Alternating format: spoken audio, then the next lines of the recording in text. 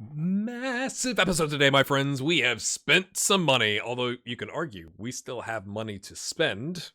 We still have 16 and a quarter in the transfer budget. We got a lot in the wage budget, although you'll note the wage budget has gone up quite a lot in terms of what we're spending.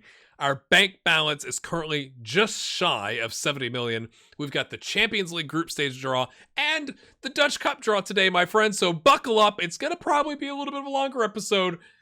Let's get right to it.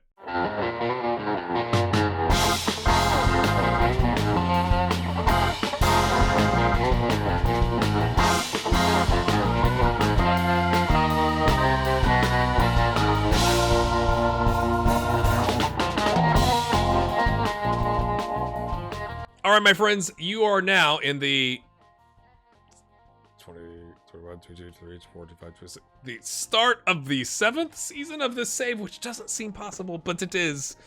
If you're enjoying this and somehow new around here, hit the subscribe button. This is a good place to, like, if you got friends that watch FM and you're like, hey, start of a new season.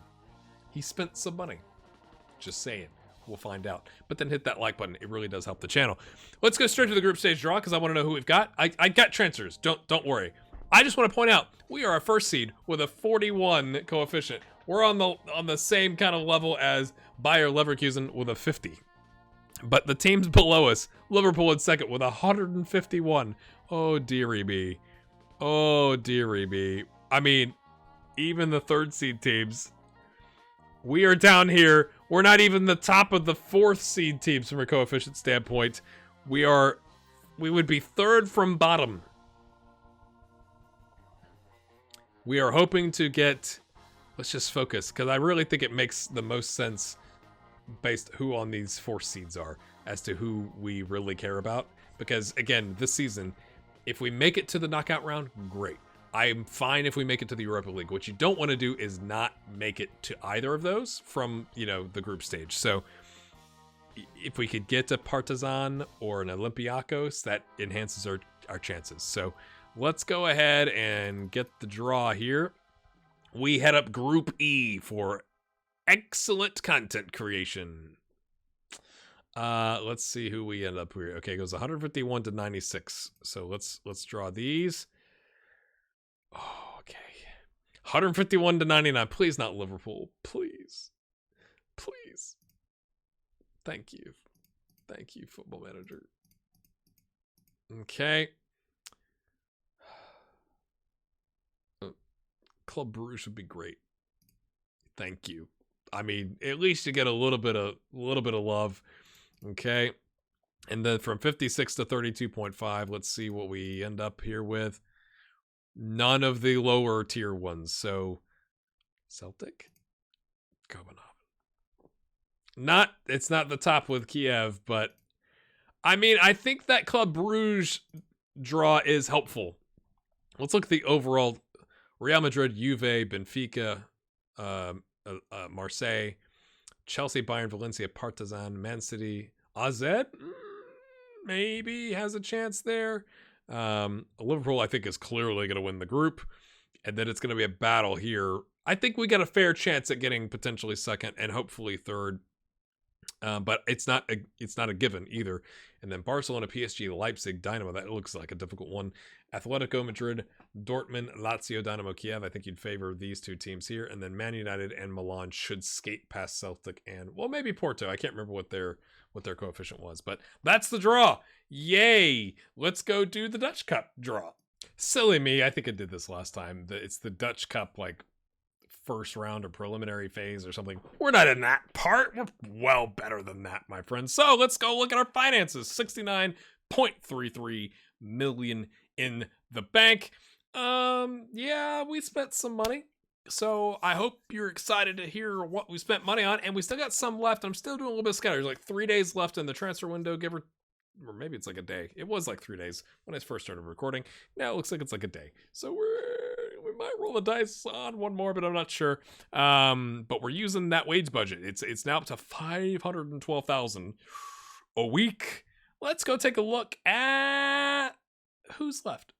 First up on the docket is Olivier Boscagli. He's gone to AZ, which I think is kind of interesting. He's making the exact same money. So, like, He's like, hey, yeah, just move. That's fine. Deal different kit to put on. Pay the same wages. Squad player. He's worth 7 million now because he's with Oz. We sold him for 4.1, rising to like 4.3. I think it's a good deal. You buy him for 2, you sell him for 4.1, you pay him $1 million in wages, you've come out ahead. So we've netted essentially €1 million by selling him. He just wasn't going to be good enough. And my friends, I'll show you one of our this one. The one that's not, the only one that's highlighted is Mohamed Haji. And I think he's not first team material, but he's 17 going on 18 in in a month. Less than a month. And he deserves a chance. He deserves a chance to be that, like, we're playing, Vinlo, who's our next opponent. Let's throw Haji in there as a sub, something like that. He and Aaron Zimmerman kind of coming up together. So I thought it was worth the roll of the dice. Unless we found a stud left back, I think it's worth the roll of the dice to develop this kid. Do you agree or disagree? His wages are much more attractive than Olivier's. Next up, we sold Pedro Diaz to Newcastle. He's making 73 grand a week. Good for him. And yet I thought he wasn't really going to be an improvement, a long term for us. We sold him for more. He was worth 6.5. If you remember last episode, we sold him for 8.5. And I do think it has some. No, it sure doesn't. It was straight 8.5. Transfer window garage door must be good luck. Surely you can hear that, yeah? And he did fine for us, I felt like I had better options. So he's gone. Good for him. Good for his career. Next up, we sold Lewis Nielsen for 7 million to Feyenoord, so he stays in the Netherlands, which I think is going to be interesting because we're going to get to see some of these guys as we're playing them. So yeah, good on him, I guess. I think I explained it last time as I was doing my planning, but we got him for 180 grand. We sold him for 7 million. Again, he gave us, 3.5 really solid seasons, right? Like, he didn't get as much starting time last season, and it was only going to get worse. And so I thought, now is typically what I would do as a manager is hold on too long, and I'm trying to work on that. So it's like, cash in while you can. There was interest. We sold him for 7 million. Overall good for everybody. He got a raise, a little bit of a raise, and a long-term contract. He still gets to be a regular starter, and maybe we've hurt Feyenoord by pushing one of our players as a regular starter for them. So that's, that's positive too. We did have this youth prospect go to PSV for 250 grand. I just didn't think it was worth fussing about. I think he had a year left on his contract, and it was like, I don't think he's gonna make it. So go to PSV and get a 4-year contract on a breakthrough prospect. Good on you, mate. We did end up selling finally Petar Pavlovich for 80 grand, rising to like 93 grand. Nobody wanted this guy, and I suppose I can't blame them after he put up a 6.57 in the Croatian First League last season and a 6.78 the season before that, and a 6.85. He's going in the wrong direction, but maybe the Kuken Campione Divisi is his level. He's on a 7.18 with Eindhoven. I mean, congrats. And we sold our starting goalkeeper to Barcelona. There was no way I was going to be able to convince him not to go. Now, his value is inflated because he's at Barcelona and he's the backup. We sold him for 4 million and a player exchange. I will explain. But I just wasn't it was like, there's no way I'm going to be able to convince him. There's nothing I can offer that guy to say like, yeah, don't go to Barcelona. He's like, I'm going to Barcelona. It's like, fair play. So we got a little bit of value out of the deal. He was worth 3.2. We got 4 million. I was trying to get a sell-on fee, and they didn't want it. But we were able to do a player exchange to essentially get their backup keeper on loan. I didn't want to buy him. I was unaware we were going to have to pay all of his wages. Shame on me. And last but not least, Evan Rotier has gone to Brescia in Italy for 9.5, rising to 12.5 or 12.75, something like that. I think it's a phenomenal deal for us. I don't think he's worth that. I wouldn't pay that right now to buy him back. He's making 48.5 grand a week, my friends. He was on 3.5. Good for him. They are in Serie A. Yes, they are. They got promoted. They're that up and down team, so he's going to see if he can help them stay up. They're going to use some of that money to bring in Evan Rotier. I guess that's a good move for them. I mean, he was all right. You know, this was kind of his peak season for us, right? 18 appearances, 6 of those being subs, 10 goals, 5 assists on a 7-2-1. Everything else was kind of just average, although he was mostly, you know, that bench substitute option. Now, I know I just talked to you a lot about the left back situation, but my concern was what happens if we get into an injury crisis. So hear me out on this, okay? I definitely do plan to pull HAAG up for those special circumstances where he can get his debut, or I can't remember if he's already appeared or not, but get him into the mix against like a Venlo or an FC Emmen or somebody that's down in that, you know, relegation zone, okay? But I thought, well, if we have I sold Lewis Nielsen, so if we have a center back injury crisis, we're a little bit less on the depth there, or right back, right? So maybe Al-Luz has to play there. And that would leave Selena as the only left back, and then Haji. And I was like, when I came across this guy, he's a Real Madrid prospect. We got him on a free. You know, he pretty much played for the B team. I don't think he made a single appearance for the senior team. Yep, sure didn't. But he was available on a free, and he's good enough. I mean, at the time, his potential was actually 3.5 stars, so that's since dropped. But, you know, pretty pacey. Again, his mentals are okay. He's a backup. Okay, he won a fringe player contract on 7.75 grand a week. So essentially compared to Olivier, we've dropped obviously like 14 grand from the wage budget. Now you could argue you could see that in the mentals and technicals. But like if he's here for a season or two as that emergency, you know, in case of emergency break glass guy, I think he's okay, and we'd have to pay for him. And if we could sell him for $1 million in a season and do the same thing that we did with Olivier, I'll be happy. So I like that he's on a fringe player contract and not expecting much. That is useful.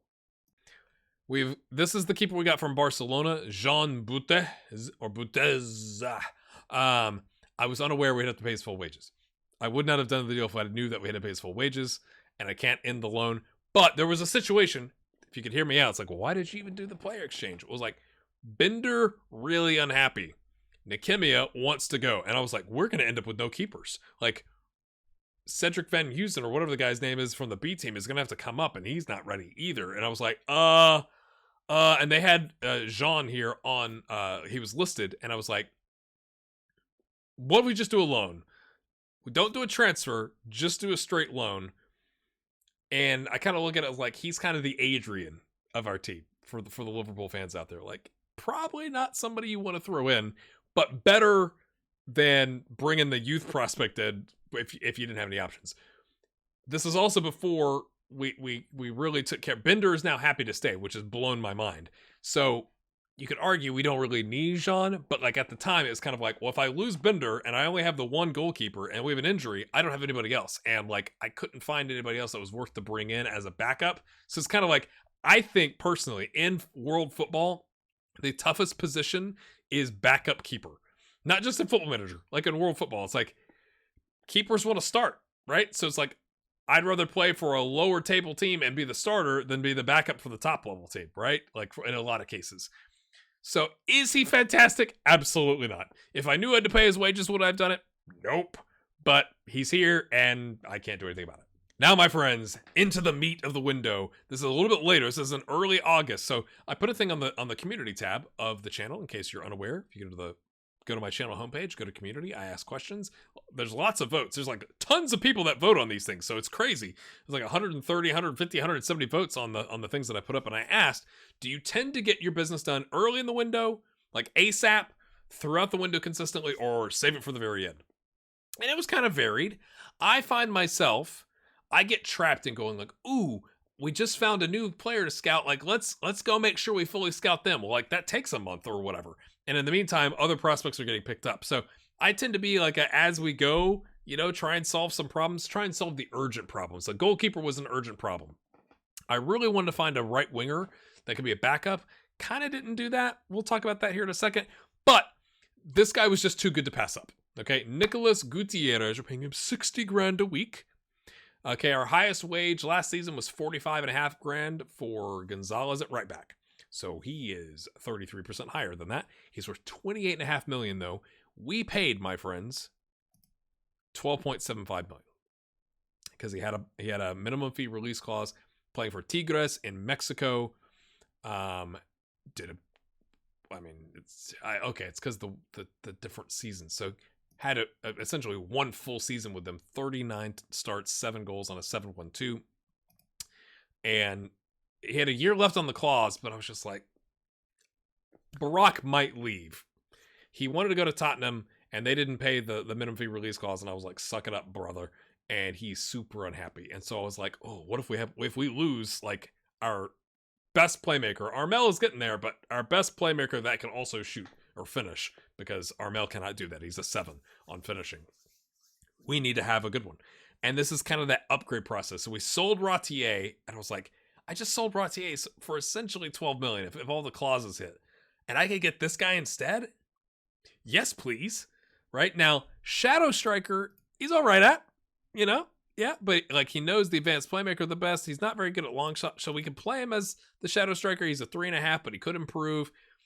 He's good, right? He's either footed. He could also play in the wing if we need him to. Definitely more of an inverted because he can't really cross. He could play in like an 8 role or something like that in the midfield. Overall, fantastic player. 60 grand a week. We gave him a big sign-on bonus. He does have a minimum fee release clause because the agent, like, I hate that, where it's like you don't have an option. The agent's like, yep, we're going to just drop that in there.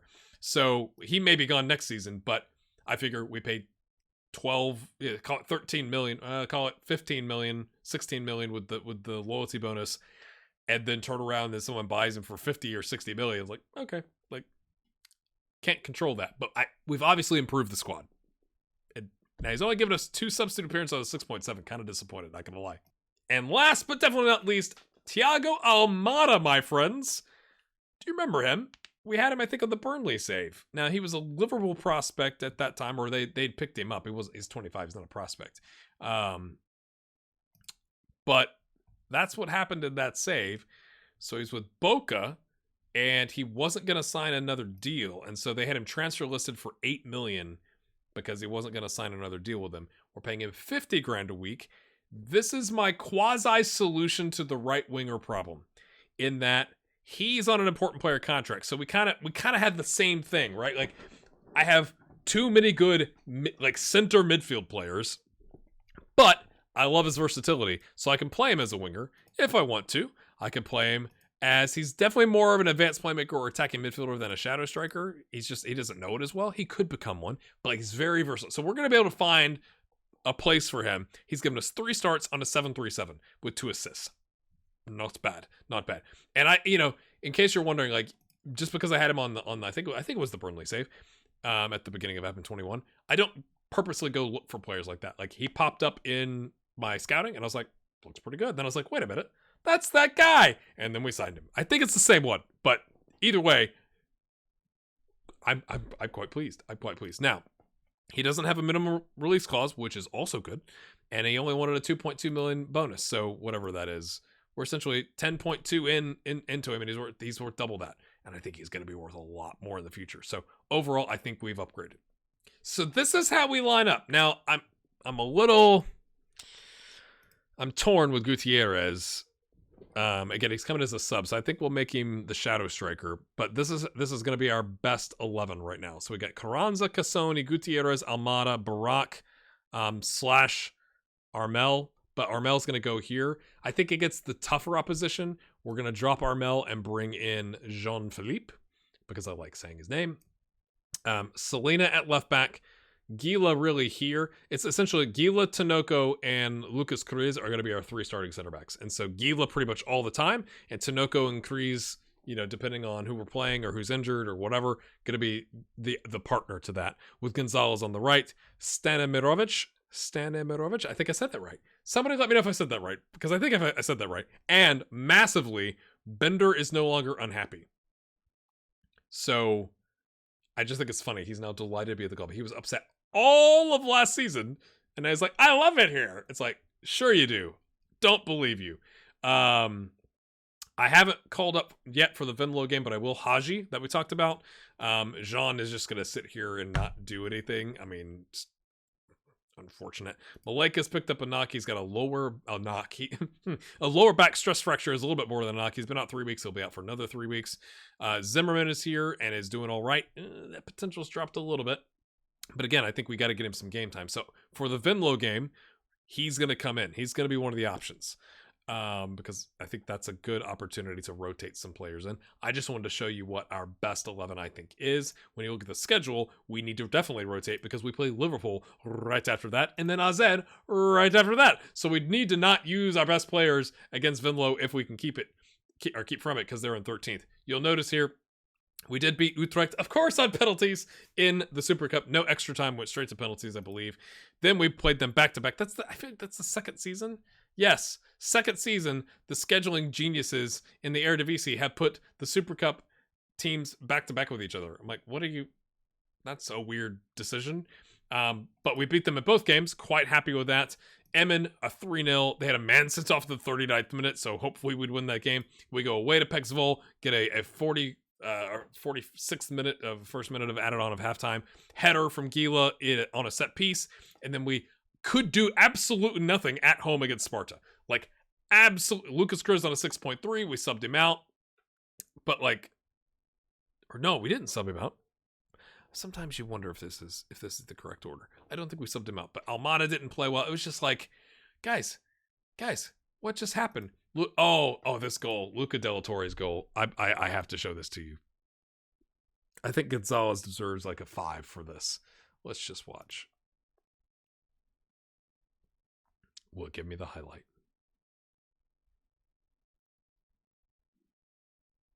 Okay. Good position. Okay. And then, all he had to do, the guy fell over, he tackled him.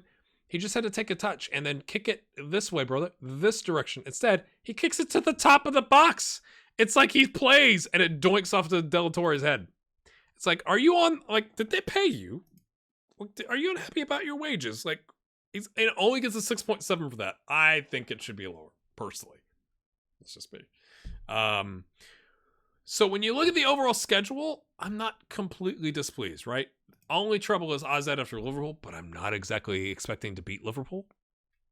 So even that we could rotate a little bit and then leave our starters in for AZ. But then we have NEC before Club Brugge, FC20 after, so that's good. We got Heerenveen before Kopenhagen with Feyenoord after. That's a little bit more difficult. But then Dordrecht, again, Ajax on the tail end. By that point, hopefully the group's kind of shaping up a little bit. Maybe we know what's going on.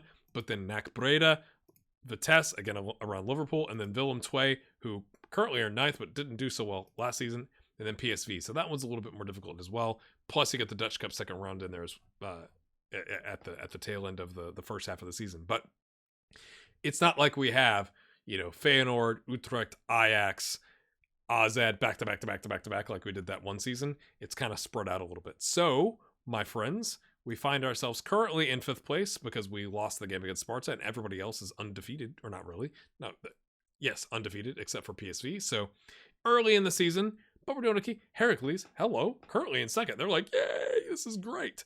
We'll see if they have the staying power though. So currently the bottom of the table, look at that, Pexvoll with a -6 goal differential. Dordrecht and NEC. Come on, Dordrecht! Come on! It's nice that teams outside of Dordrecht want to loan our players. I'll just say that. It's kind of nice. You'll notice none of our first team players are on loan. We kind of cleared that out.